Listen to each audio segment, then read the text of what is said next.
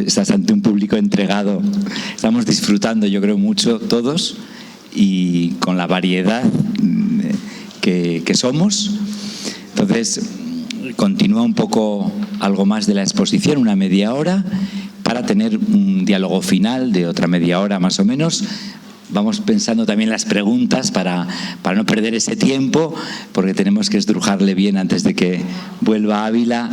No siempre tenemos a alguien así todoterreno y con esa cercanía y esa solvencia para hablar de los temas que más nos preocupan y que más nos ocupan, claro. Pues adelante, Jorge. Muy bien, muchas gracias. Pues nada, vamos a pasar en esta media horita a lo que sería una propuesta sobre la parroquia, y si me diera tiempo, el punto 9 que tenéis en el esquema, que es sobre la cooperación laical. Bueno, ante esta cuestión, ¿cómo estructurar nuestras parroquias? Pues, como espero que ya haya quedado suficientemente claro, por su analogía con la iglesia local, es esencial que esté presidida por un presbítero. Por lo tanto, yo me plantearía, como hemos hecho en Ávila, cuántos sacerdotes calculamos que va a haber, cuántas parroquias va a haber, ¿vale? Porque no puede haber ordinariamente más parroquias que párrocos, ¿vale? Podrá haber, eso no hay que descartarlo y vamos a entrar, otras formas de atención pastoral.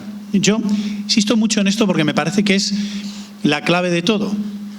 Como estamos prisioneros de la división de la diócesis en parroquias, pues decimos, bueno, y todos estos pueblos o esta zona, bueno, hay otras realidades eclesiales que se pueden poner que no son parroquia.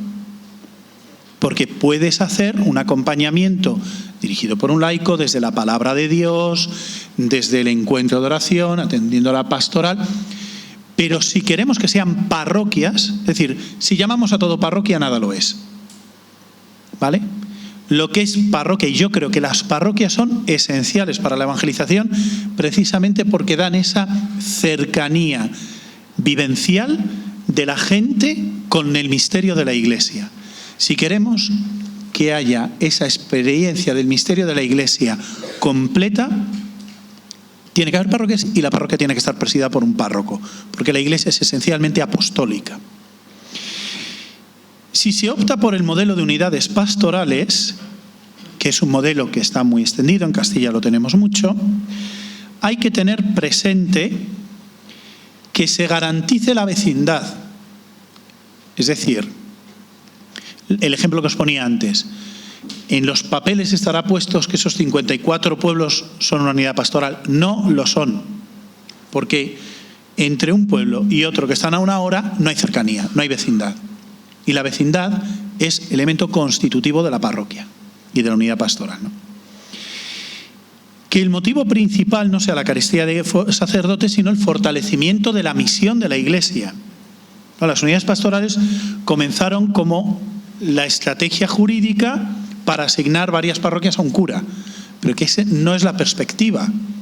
Si hacemos caso al concilio, la perspectiva de estar en la comunidad, no en el cura.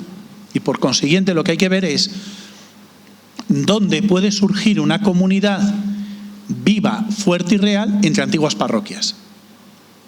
Os pongo un ejemplo claro, es decir, que de hecho ya son los requisitos canónicos que se recogen en este documento. Es decir, las parroquias tienen que ser más o menos análogas.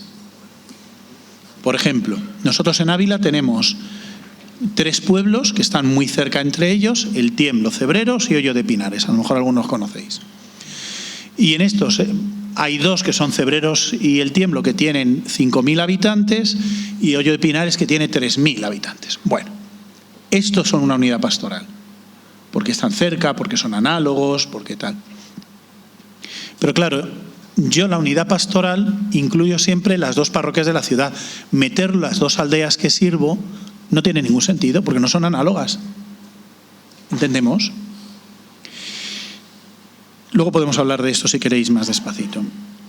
Pero en todo caso tiene que garantizarse el requisito, y que es, insisto, que sea posible que surja una comunidad real. Si hay mucha distancia, no hay comunidad real, ¿vale? Siguiente punto. La presencia de varios sacerdotes en una misma parroquia, cuando sea posible, y sin romper el principio monárquico en el sentido real, o sea, esto no es política. Monarcos, en el sentido, monarchos, uno, que es el principio, el sentido griego. Es decir, tiene que haber uno que determina, precisamente por esta analogía con la iglesia local. Igual que en la iglesia local el principio de unidad es el obispo y solo hay un obispo, y si hay otros obispos auxiliares no tienen el rango jurídico del obispo, aunque tengan el sacramental. Lo mismo pasa con la parroquia, ¿no? Tiene que haber siempre un párroco, pero es bueno que haya varios curas. ¿Por qué? En esto se sabrá que sois discípulos míos, que os amáis los unos a los otros. Es decir, la colegialidad, el testimonio de la unidad, la fraternidad es el principal testimonio del Evangelio. Entonces, la colegialidad y la fraternidad entre el equipo de curas es referente para toda la comunidad. Y además, porque como nos recuerda el Concilio Vaticano II, el presbiterado es una realidad comunitaria. A mí me gusta mucho que don Ricardo Blázquez, que como se ocupa de decir muchas veces es de Ávila y vive en Ávila, nunca dice yo fui ordenado sacerdote, sino cuando yo fui incorporado al presbiterio. Es muy importante, subraya la realidad comunitaria. El estilo oportuno es el sinodal. Habréis hablado mucho de ello. Supone una actitud de escucha permanente y de movimiento comunitario en esperanza y para la misión. Y yo esto lo subrayo. Después de la fase diocesana del sínodo, y a la luz del documento que salió en ese momento, para luego el trabajo continental, el principal problema fue que de los tres temas, comunión, participación, misión, el último casi no se hablaba. Pero es que es lo esencial, la misión. La sinodalidad no es el fin, es el medio. El fin es evangelizar. Entonces, si la sinodalidad no la ponemos al servicio de la transmisión del Evangelio, de la presentación de Cristo resucitado en medio de nosotros, no sirve para nada.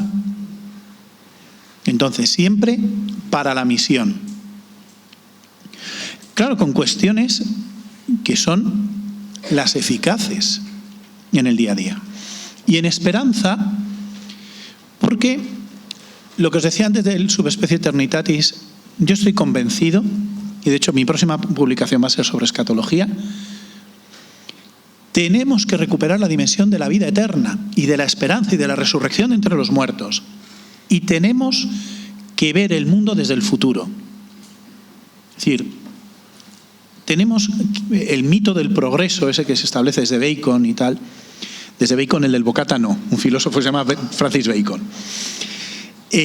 Parte del inicio, y entonces interpreta la historia desde el pasado, desde la protología en términos teológicos. La clave fundamental es que nosotros somos los hijos de la resurrección.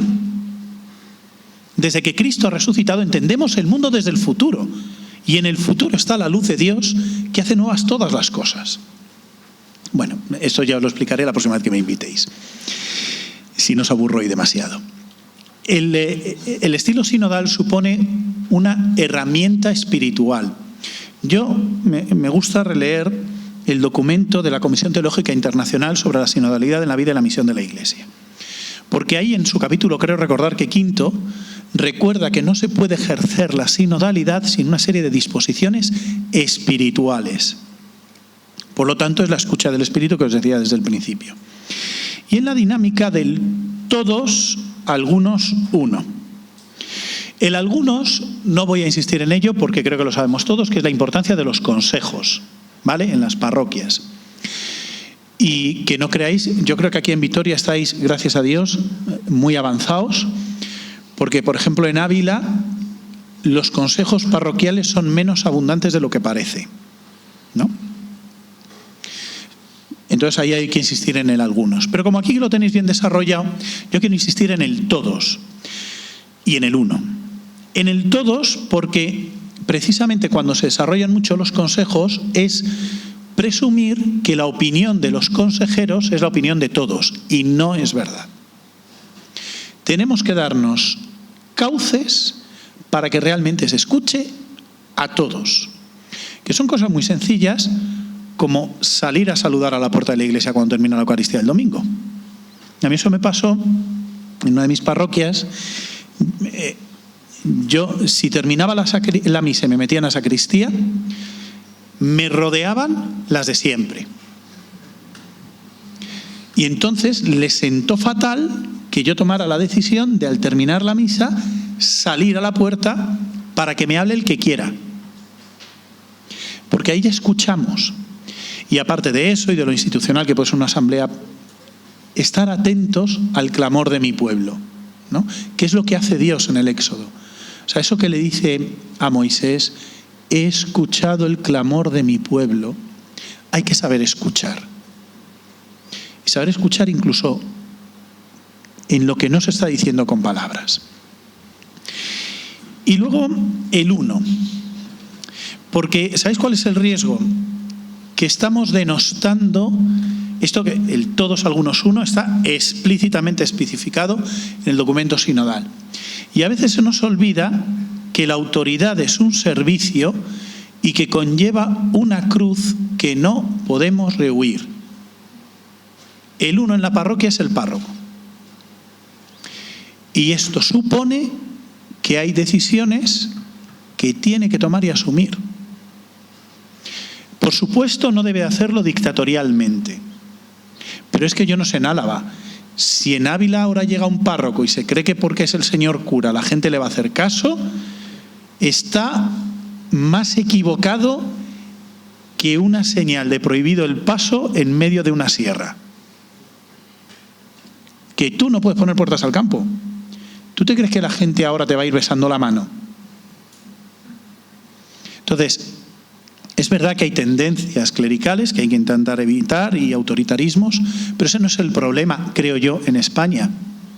El problema es que hay que tomar decisiones. Mira, yo, perdona del ejemplo personal, yo he sido delegado de pastoral juvenil y vocacional. Yo llego a la delegación de pastoral juvenil al volver de Roma, 31 años, con mi tesis bajo el brazo, y me encuentro con una coordinadora constituida, había constituido mi predecesor, que en el fondo manipulaba una monja recientemente secularizada con el carisma un poco irritado. Y entonces me plantean en la primera reunión de la coordinadora, me dicen, bueno, votan por mayoría absoluta que el encuentro diocesano de jóvenes no se invitara al obispo, que les parecía un poco aburrido, y no se celebrara la Eucaristía porque así se llamaba la atención a más personas. Y yo evidentemente dije que, sintiéndolo mucho, si es un encuentro diocesano tiene que estar el obispo, y si somos católicos, la vida cristiana nace y tiene la Eucaristía, así que va a haber Eucaristía. ¿No fui sinodal? Yo creo que sí. Pero eso no significa, es decir, la autoridad y la responsabilidad del uno, a veces no sabéis qué añito.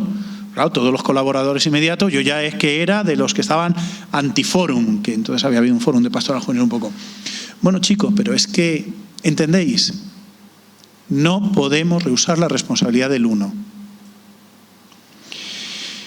El siguiente punto. Por la analogía con la Iglesia, la parroquia es constitutivamente sacramental. Y eso quiere decir cuidar, comunión, oración, anuncio y caridad. Todo. Todo. Lo que no podemos hacer es que algo caiga en niveles de especialistas. Por ejemplo, con la caridad. Cáritas diocesana y nacional prestan un servicio inestimable. Pero la responsabilidad de la caridad es de la comunidad parroquial, en el día a día. Y no podemos dejárselo a los especialistas. En el anuncio, seguro que la pastoral juvenil lo hace muy bien en la diócesis, porque lo ha llevado César, que es amigo mío, así que seguro que funciona de maravilla. Pero el párroco tiene que asumir, y la comunidad, su responsabilidad en pastoral juvenil. Y no se puede dejar a los especialistas, ¿no? La principal misión de estas es la iniciación cristiana,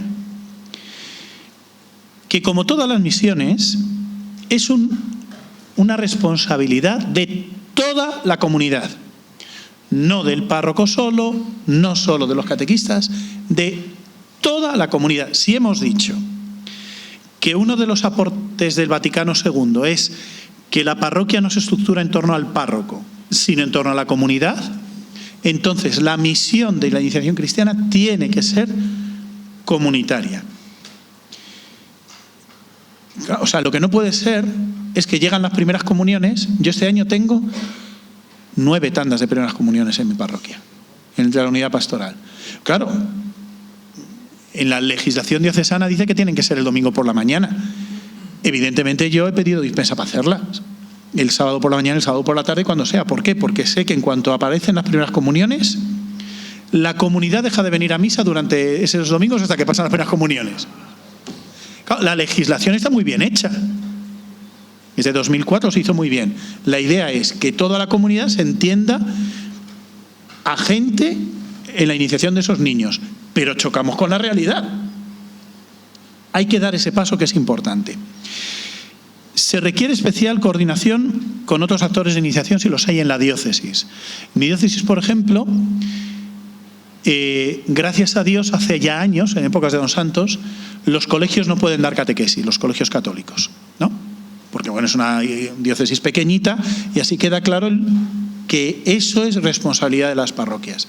Pero hay, por ejemplo, la iniciación cristiana de adultos sí que está centralizada en la diócesis.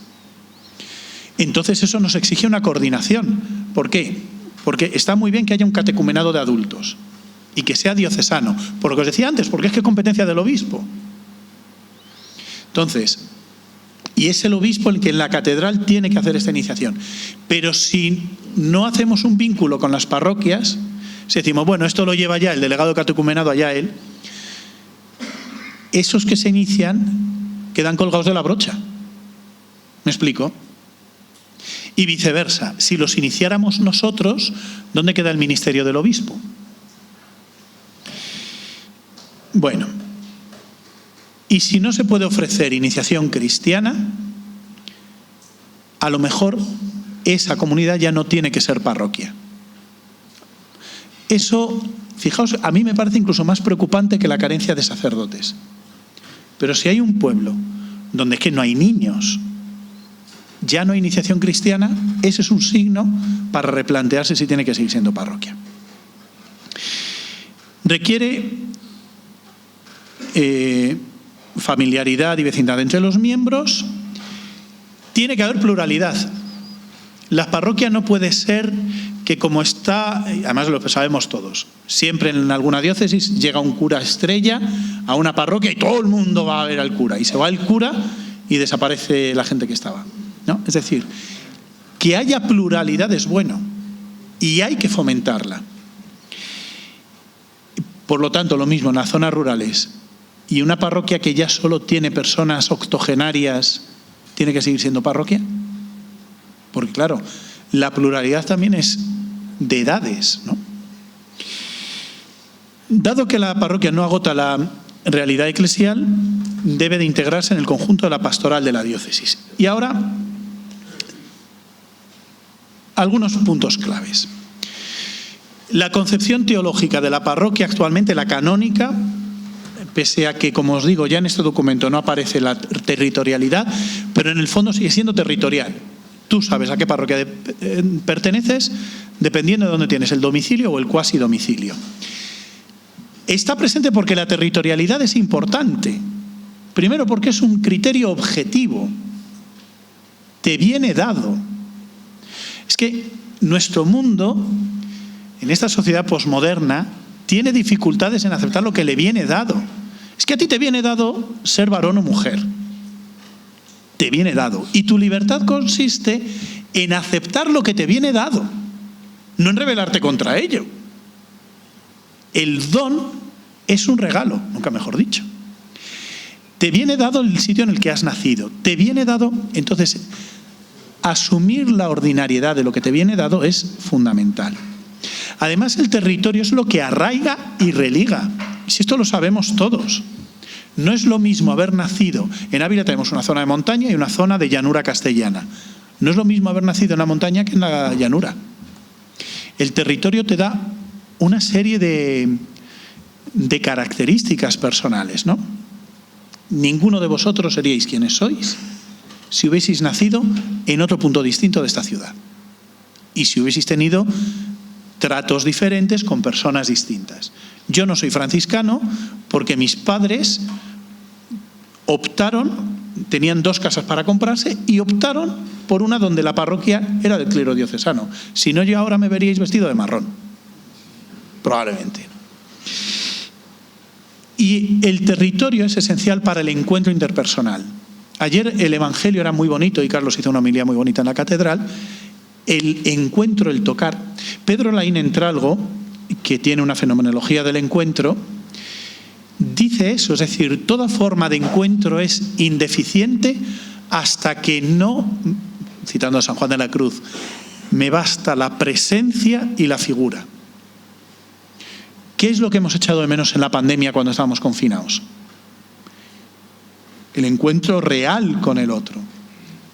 Compartir un mismo territorio, ¿no? Por eso es importante fortalecer el terreno. Claro, porque el territorio sea absoluto, no. Una vez más, igual que el sínodo, que la sinodalidad está en función de la misión, no es un fin en sí mismo, el territorio está en función de la pertenencia. ¿Qué es lo que realmente importa? ¿A quién pertenezco? Yo soy de los de Jesús, yo soy de la compañía de Jesús, yo soy no jesuita, yo soy cristiano. ¿Y qué puede, si no es el territorio? Porque claro, estamos en una sociedad que se mueve muchísimo, que hoy vives en este lado, que trabajas en el otro, que te cambias de casa. O sea, pensad en el mercado laboral. Ya ha desaparecido lo que yo soñaba cuando era crío. Yo soñaba cuando era crío entrar a trabajar en una empresa, cuando terminara la carrera y terminar en esa empresa hasta que te jubiles. Y ahora ya no existe eso. Ahora ya vas cumpliendo y la gente se cambia de trabajo y de ciudades y les gusta. Entonces, ante esa situación donde la territorialidad quiebra, creo que lo que favorece el sentimiento de pertenencia, la categoría con la que podríamos complementar la territorialidad es la estabilidad. Y la estabilidad tiene las siguientes ventajas. Primero, que ya forma parte de la definición de la parroquia. ¿Por qué? Porque es una comunidad estable, tanto que de hecho el oficio del párroco es un oficio estable, así se caracteriza. Sabéis que por un decreto de la Conferencia Episcopal los nombramientos de párrocos pueden ser de 5 o 6 años, pero si no se dice ese decreto, si no hubiera ese decreto, en principio el nombramiento de párroco es vitalicio, ¿no? Porque por la estabilidad de la parroquia. En una sociedad líquida no solamente necesitamos que el párroco sea estable, sino que uno necesita tener puntos de referencia. Que la iglesia esté abierta, al menos a unas horas, que yo sepa que voy a encontrar a alguien, que me va a dar sabor de hogar. ¿Qué es lo que le falta a la gente? Os decía que en San Pedro Bautista, en la parroquia moderna, no hay plazas. Pues por eso está teniendo tanto éxito. Una vez al mes hacemos de la misa a la mesa. Y es que como no hay plazas, ni siquiera hay muchos bares cerca, la parroquia invita a tomar algo después de misa. En la propia parroquia. Generar ese lugar de encuentro donde se está. Pero claro, como vamos en sentido contrario a la dinámica social, ojo que no es tan fácil hacer esa estabilidad. Sobre todo porque presupone que haya personas con madurez para dar esa estabilidad, que ante todo es emocional y psíquica. Para que la parroquia pueda ser misionera sin desnaturalizarse, tiene que ser misionera desde lo que la constituye. Y lo que la constituye es, en primer lugar, como os decía, la iniciación cristiana.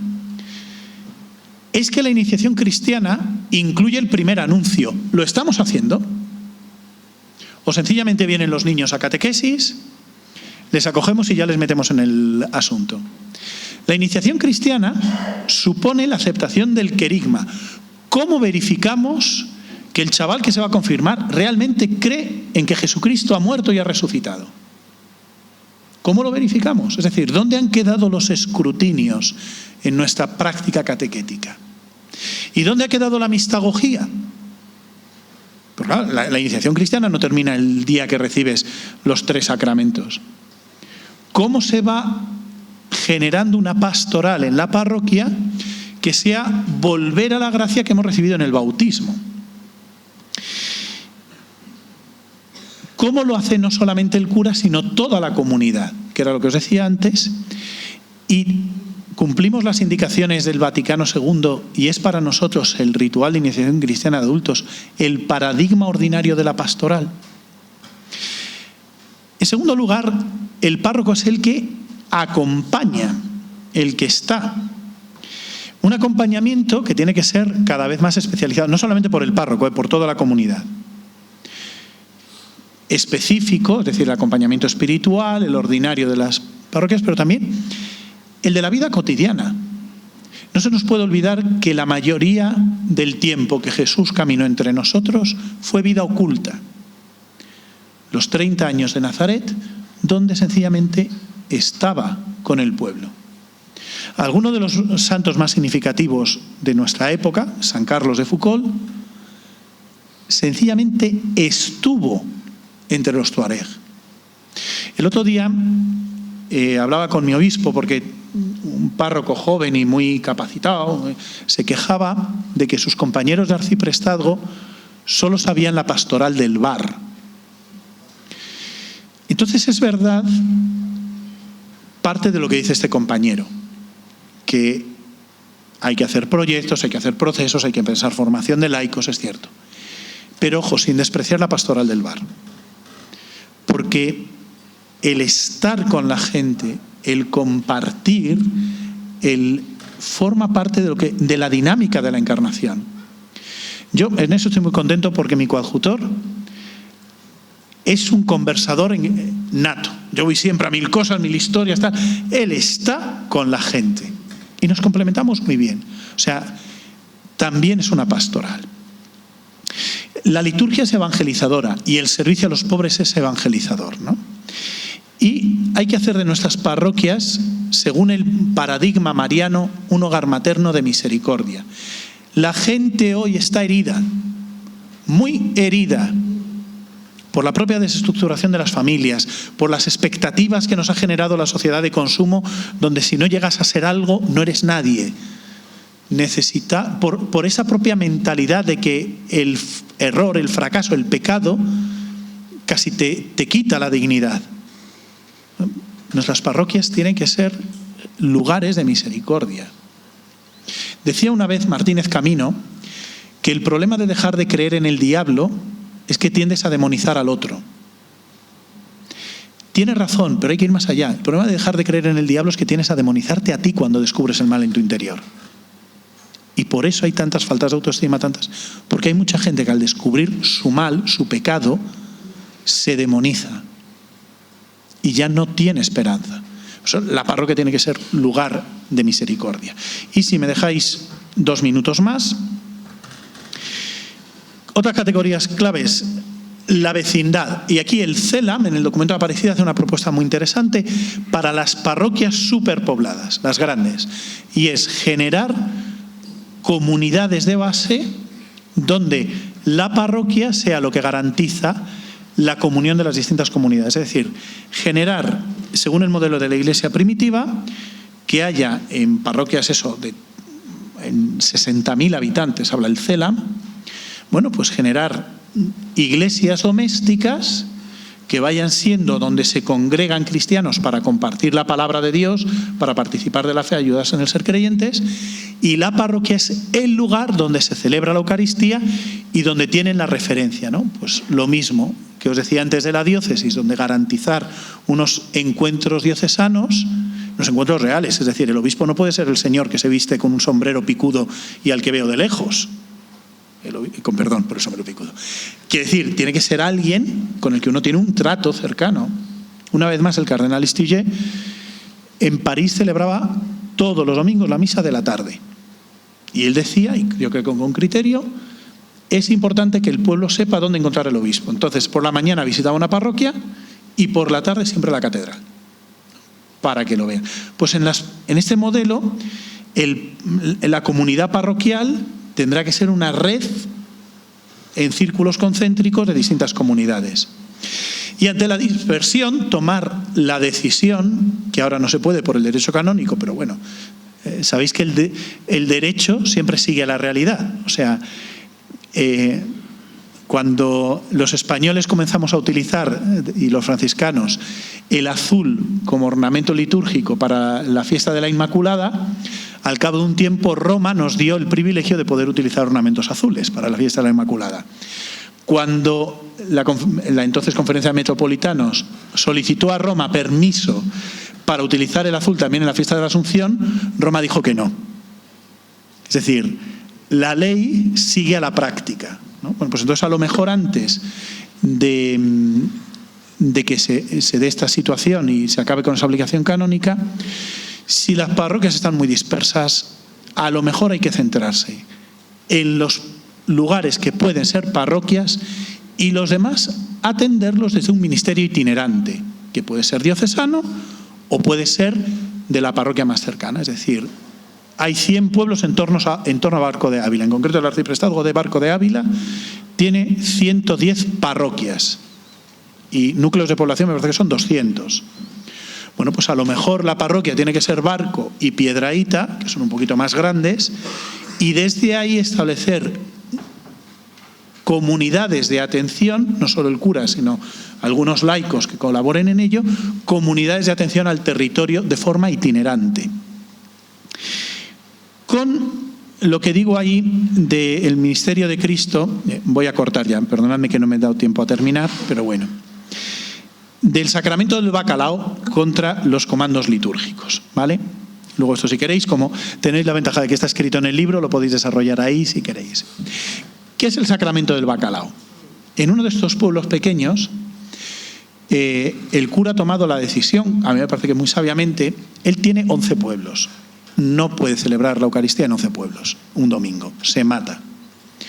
Entonces él lo que ha decidido, y me parece muy bien, es que él celebra 2 Eucaristías dominicales, siempre en el pueblo más grande, para que sea la referencia, y los otros va rotando. Y a los demás pueblos va cuando puede, entre semana. Los recorre todos un par de veces al mes. Y cuando va, hace no solamente la misa, sino que llega antes, visita a los enfermos en sus casas, les da la comunión, confiesa, ensaya canciones del coro, hace una misa sosegada, porque al ser entre semana no tiene que salir corriendo a otro lado, y cuando termina, invita a la gente del pueblo, la gente del pueblo hace una comida que comparten todos, que es una comida sencilla. Por eso digo lo de las patatas con bacalao, que es una cosa que se hace enseguida. Y la gente dice, preferimos esto al agobio de saber que todos los domingos tenemos misa, pero que luego no tenemos más. Porque eso responde al principio de la encarnación, estar con la gente. ¿Qué son los comandos litúrgicos? Los comandos litúrgicos es que yo vivo en Ávila ciudad, me escapo, digo la misa, cumplo, porque atiendo los grupos y tal, pero no comparto la vida. El principio de la encarnación es el principio de nuestro Señor Jesucristo, Dios con nosotros. Al final, si parroquia significa estar junto a las casas, la pregunta esencial para una comunidad parroquial es si son un grupo más, un lobby de tantos como existen, o si son realmente la levadura de la masa del barrio. Y la pregunta para el párroco es si yo soy uno de este pueblo o soy un comando litúrgico que llego a Terrigozo, digo la misa y me voy. Tenía más cosas que deciros, hay más diapositivas, pero, señor obispo, lo siento que me he pasado 5 minutos.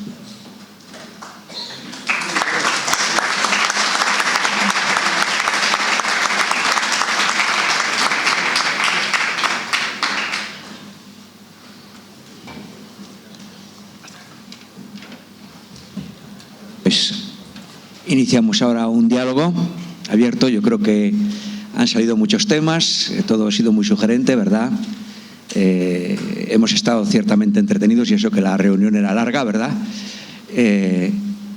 Y como todos el tema de la parroquia, pues lo tenemos muy dentro porque hemos crecido, hemos nacido, hemos crecido, Toda nuestra vida se desarrolla ahí en el ámbito de la parroquia, incluso como presbíteros, como agentes pastorales, pues es un tema pues ciertamente que está vivo en nosotros y que nos preocupa, pues dado el contexto en el que nos movemos, al cual él se ha referido. Entonces, bueno, 2 minutos para hablar entre nosotros y comenzamos el diálogo. Ahí había una pregunta. ¿Ya hay una pregunta? Ah, bueno. Pero dejamos 2 minutillos, así, para comentar. Si eso. ¿De acuerdo? Venga, 2 minutos, poco más, para hablar. Venga.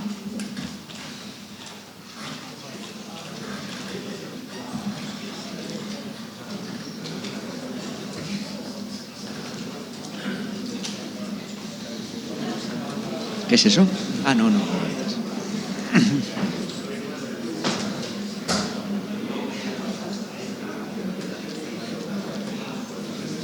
Bueno, ¿tienes agua, no?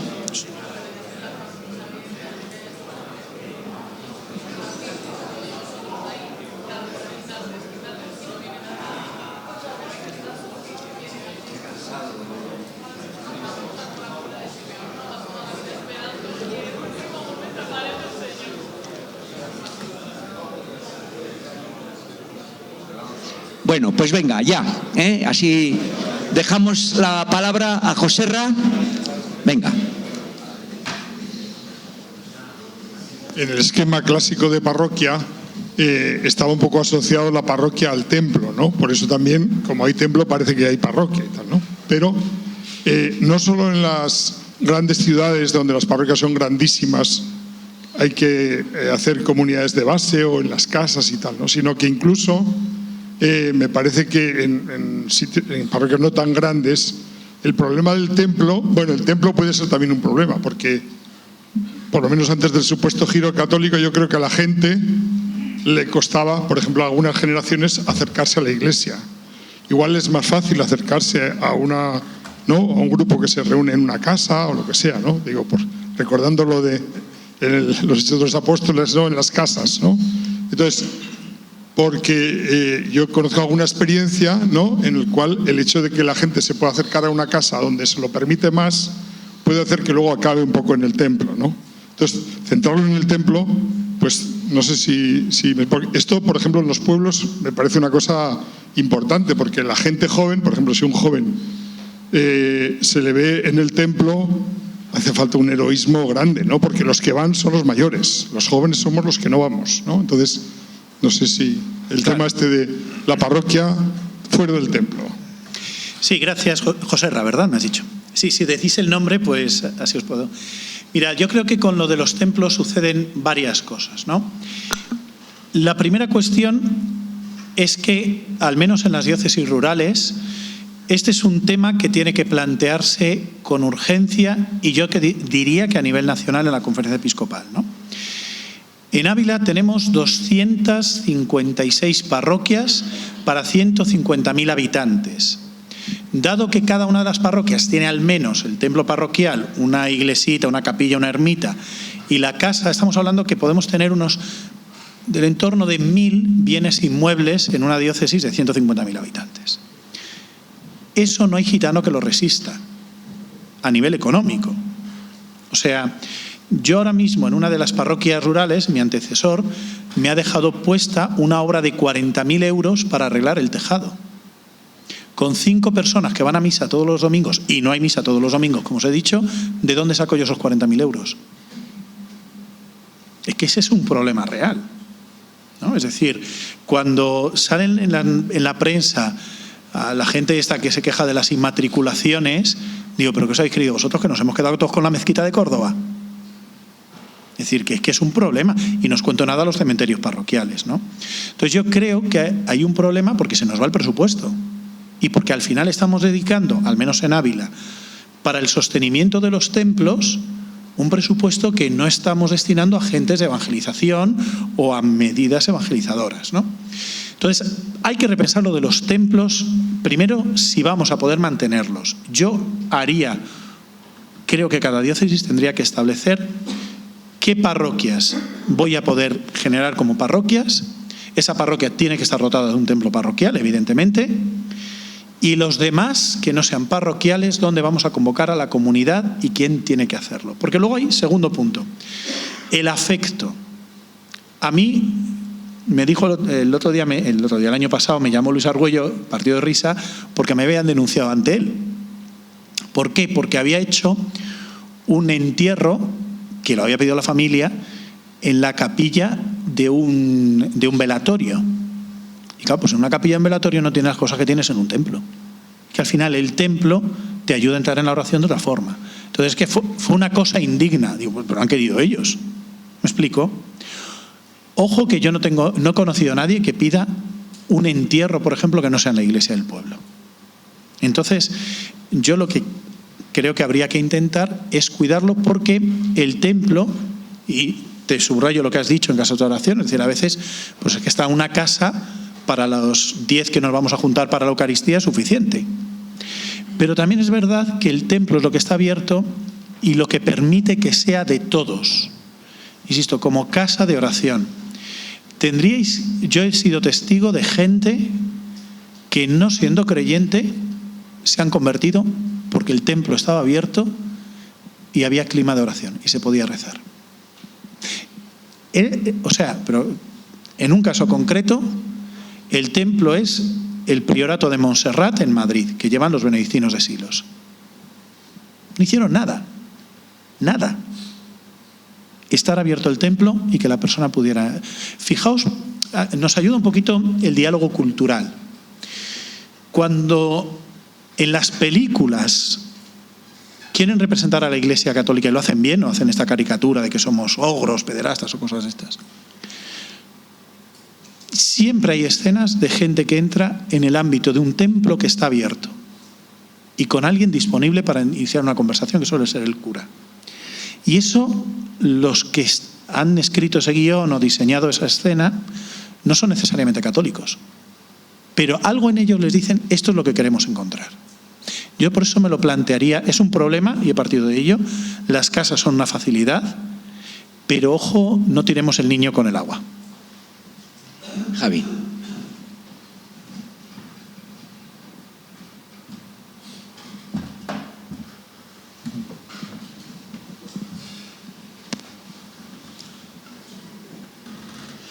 Bueno, gracias. Yo soy Javier Martínez de Bujanda, soy cura diocesano de aquí de Vitoria. Gracias. Lo que he llegado a escuchar me ha parecido sugerente. Yo tendría como dos cosas que son también preguntas, ¿verdad? Has comentado, yo creo que aquí en nuestra diócesis, con respecto, por ejemplo, a los consejos parroquiales, yo creo que estamos bien, pues porque me da la impresión que en muchas parroquias, por lo menos donde hay posibilidades, pues hay consejos, ¿eh? Cierto es pues que igual no tienen estatutos, pero funcionan, ¿no? Entonces ahora, cuando desde la implementación del sínodo, ahora estamos intentando o queriendo hacer unos estatutos. Por una parte, a mí, por lo menos sería pregunta, ¿unos estatutos proporcionan sinodalidad por el mero hecho de tener unos estatutos? Y después, los estatutos, pues los vas leyendo y al final la impresión que te da es que quien es el centro es el párroco. Pues porque cuando se dice los consejeros, lo que van a hacer es aconsejar al párroco, ¿no? Para que luego el párroco, pensemos que con buen criterio, pues haga lo que tenga que hacer. Pero el centro es el párroco. Y digo esto también pues porque cuando se cambia el párroco, el consejo dimite.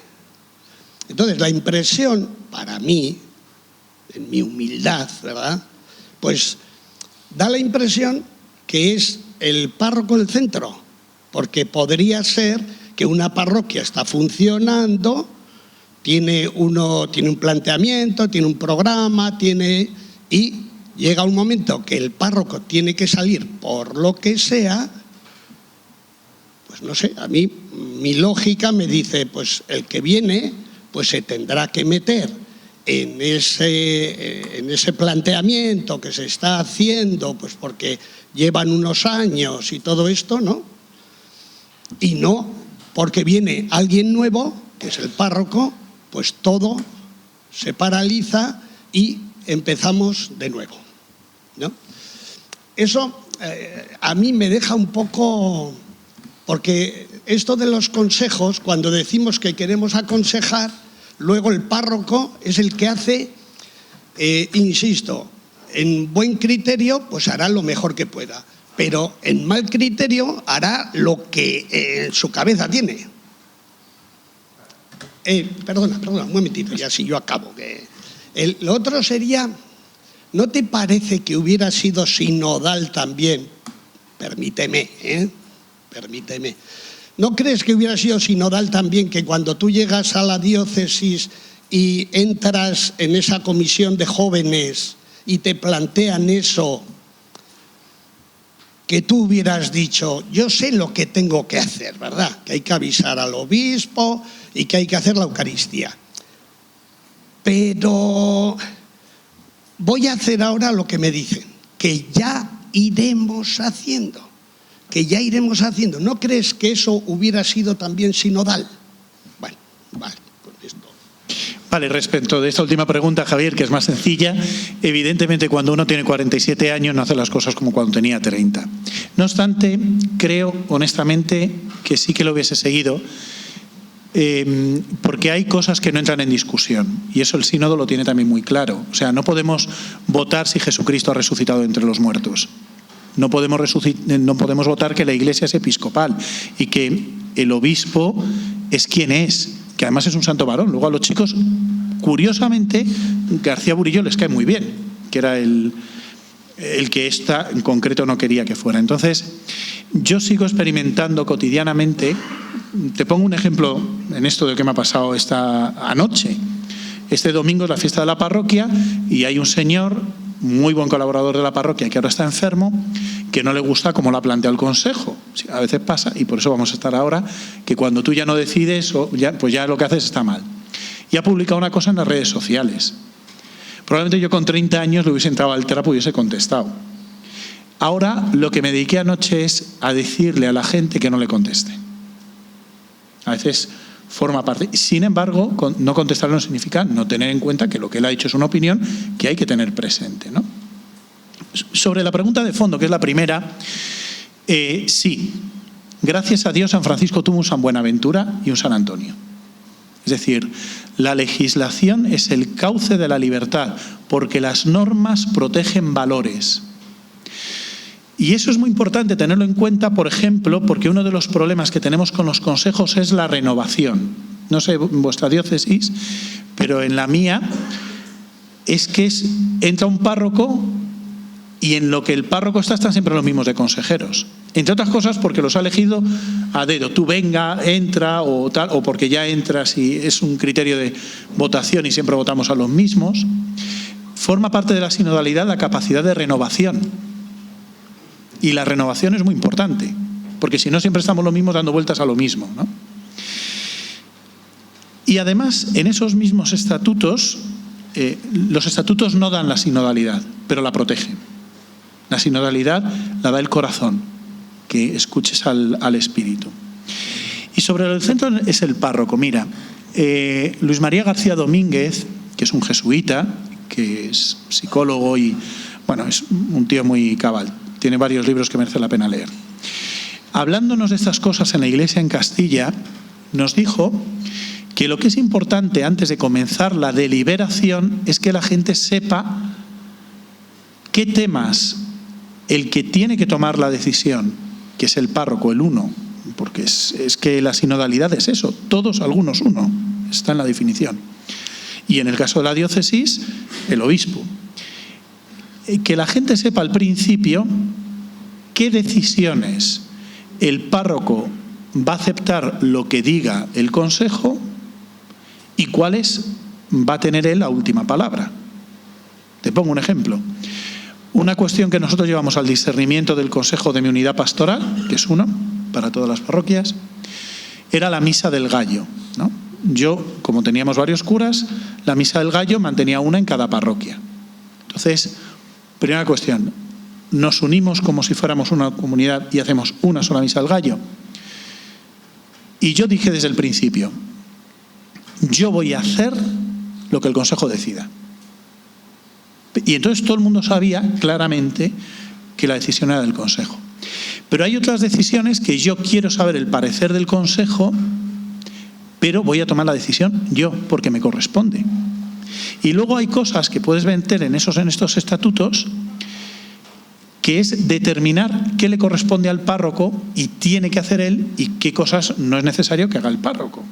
Es decir, es que determinar que, qué sé yo, que los padrinos de bautismo tienen que estar confirmados, es que eso no depende del Consejo ni del obispo. Es una norma del derecho canónico para la Iglesia Universal.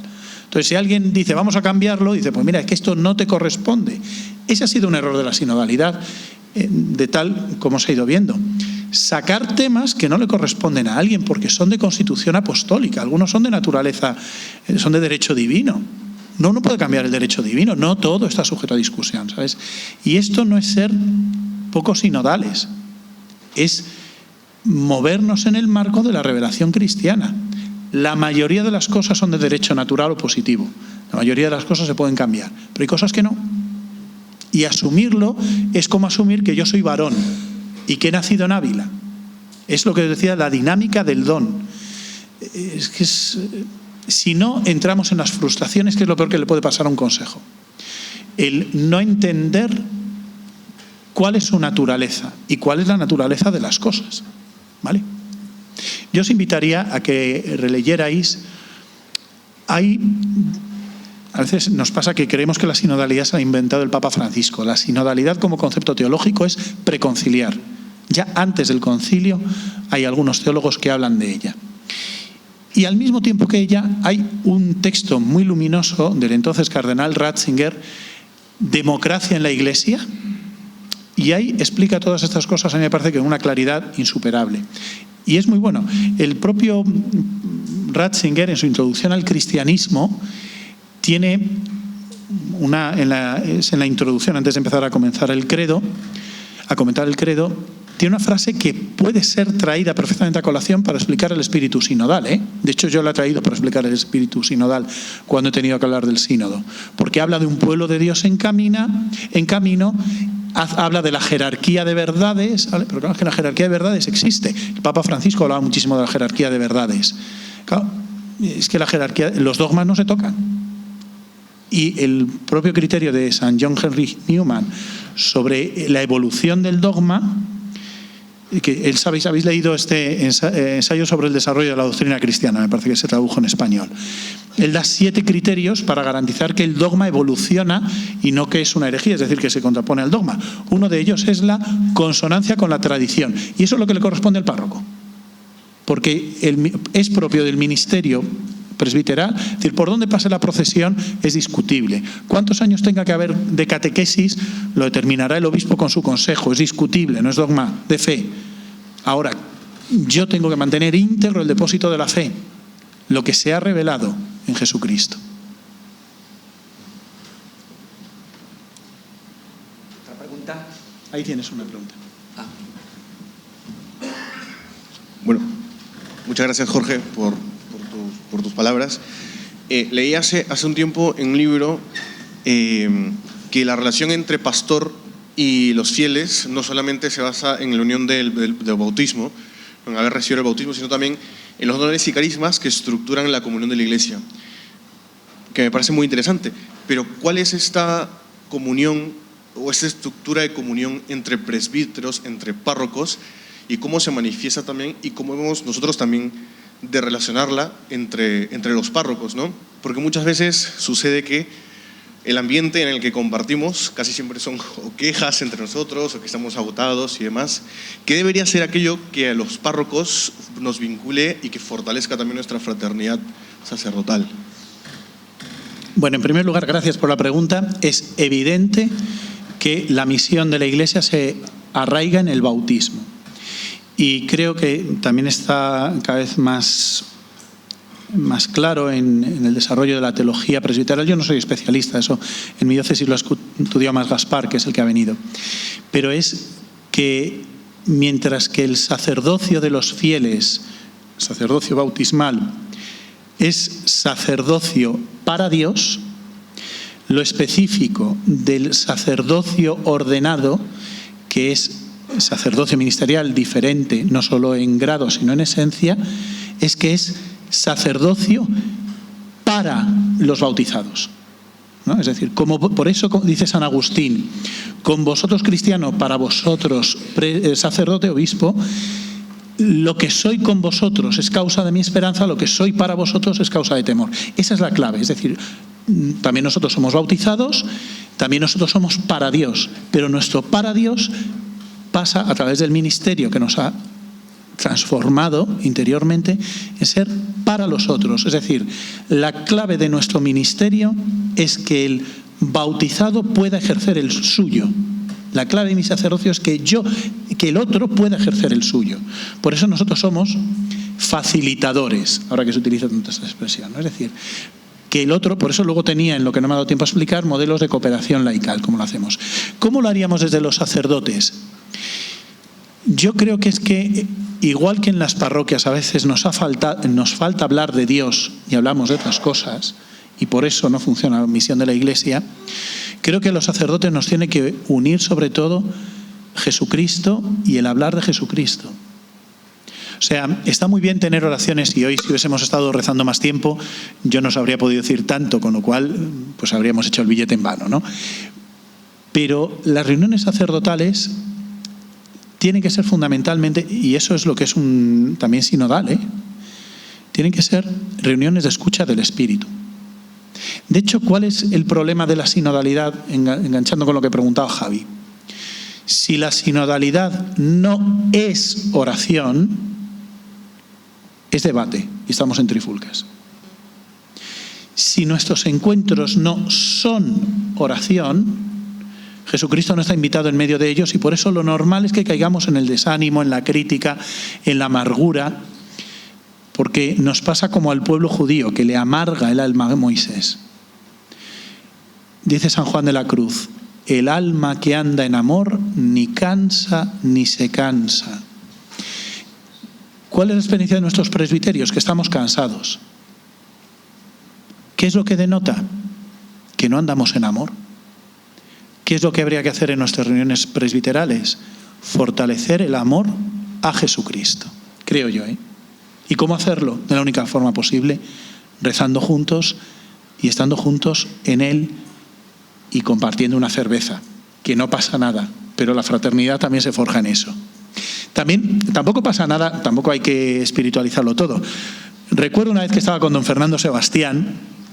¿Hay aquí alguno del Lumen Dei? No sé que vaya a decir una imprudencia. Bueno, sabéis que a Fernando Sebastián le hicieron comisario del Lumen Dei. Creo que era de esta asociación. Y en un momento determinado, hablando en confianza, dice, ¿ves tú? Voto de no criticar a los superiores. ¿Pero a quién van a criticar si no? Si hasta Pablo criticaba a Pedro. Que tampoco, o sea, no pasa nada, porque todos nos comprendemos y todos nos conocemos.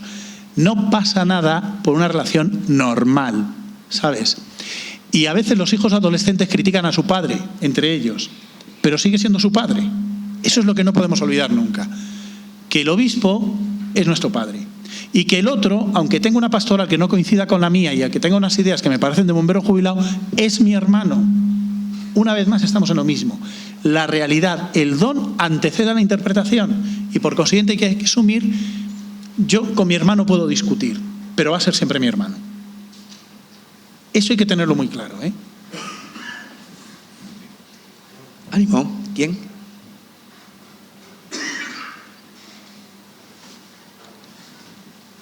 Sí.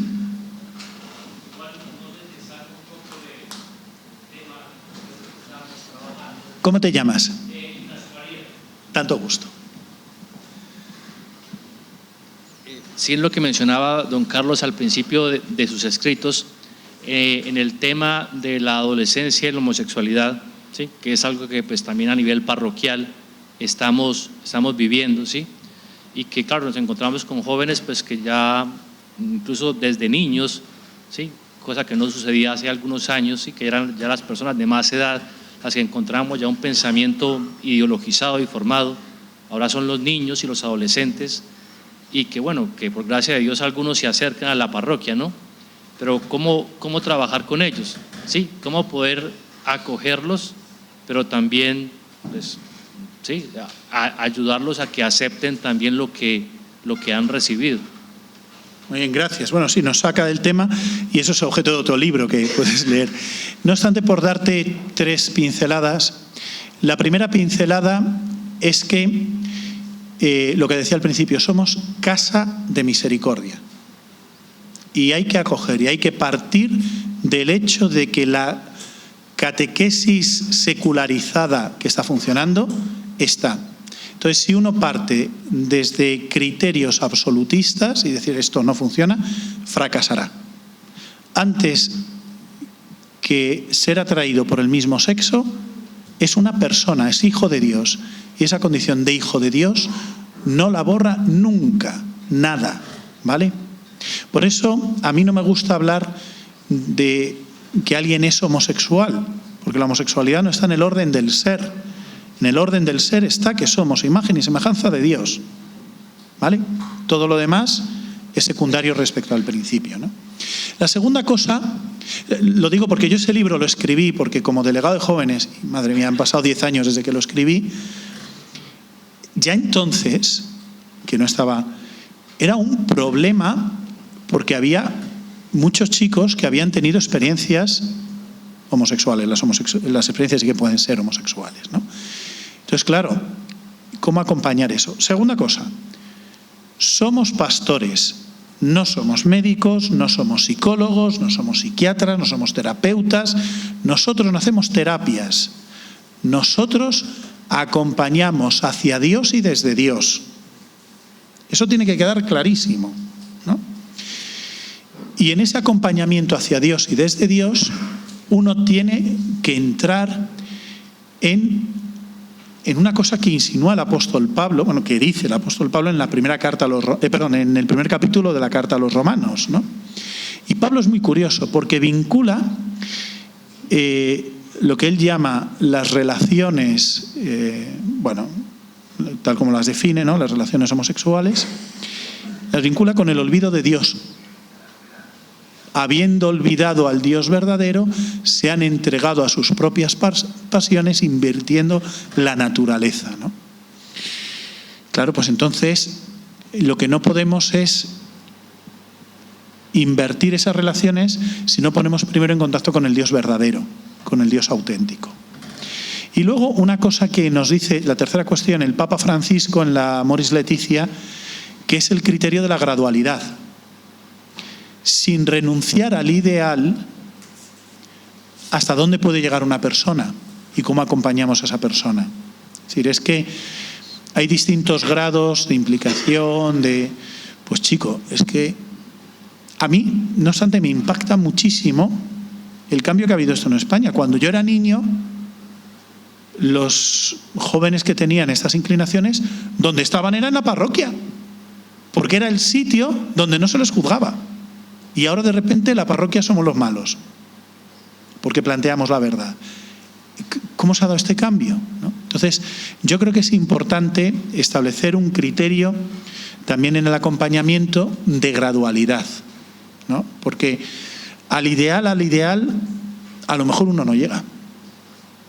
El ideal es que una persona que tiene estas tendencias suficientemente arraigadas, como dice el catecismo, viva en castidad. Pero es que no se nos puede olvidar que la castidad es un don de Dios, ¿sabes?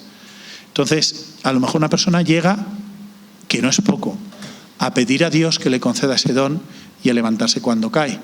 Bueno, pues hasta ahí, bendito sea Dios, ¿vale? Siempre los procesos, ¿vale? No obstante, léete mi libro, te merece la pena. A ver, ¿alguna pregunta más? Sí. A ver, yo sé que aquí la mayoría son sacerdotes o seminaristas o eso. Yo lo que no sé es cómo se podría hacer que una parroquia, que es una comunidad, viva como comunidad y no dependa de si hoy tenemos, me da igual, a mis hermanos, o mañana tenemos a dominicos o pasado tenemos a diocesanos. Y cada vez que hay un cambio de esos, de repente la mitad de la comunidad desaparece. O sea, yo quiero saber cómo se puede hacer que la comunidad viva como comunidad parroquial y no dependiendo de quién esté en ese momento al frente de la comunidad parroquial. Muy bien. ¿Cómo se llama usted? Chefi. Muy bien, Cheli. Vamos a ver, hay una cosa que antes en la pregunta de Javier se me ha quedado en el tintero y me das pie para recordarla, y es que sí, una de las cosas que yo creo que hay que cambiar en la organización canónica de los consejos, ahora con esta cuestión de la sinodalidad, es que no pueden decaer en sede vacante.